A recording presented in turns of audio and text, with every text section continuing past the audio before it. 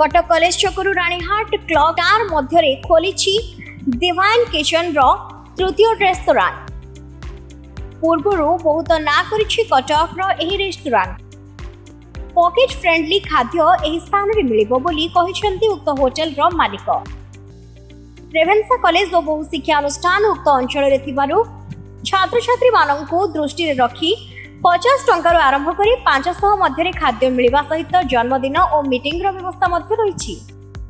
उद्घाटन उत्सव में हॉलीवुड रो सुपरस्टार अनुभव महांती उद्घाटन करथिले।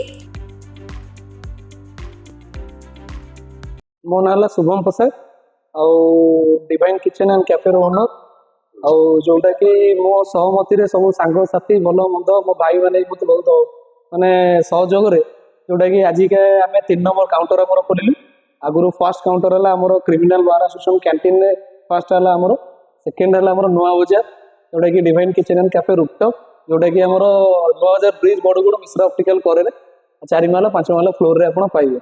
आ 3 नंबर एटा आशा तो बहुत अच्छी किंतु डिपेंड करे प्रथम कथा ला ग्राहक ला ईश्वर आमे केते भलो खाइबा देई परिबु केते कोन भलो करि परिबु सेटा हम ऊपर डिपेंड करे।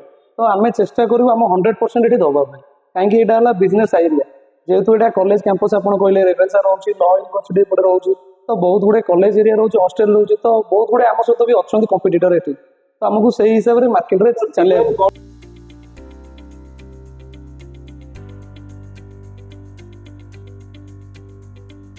कटक राधाकांत दास रिपोर्ट जेहवा न्यूज।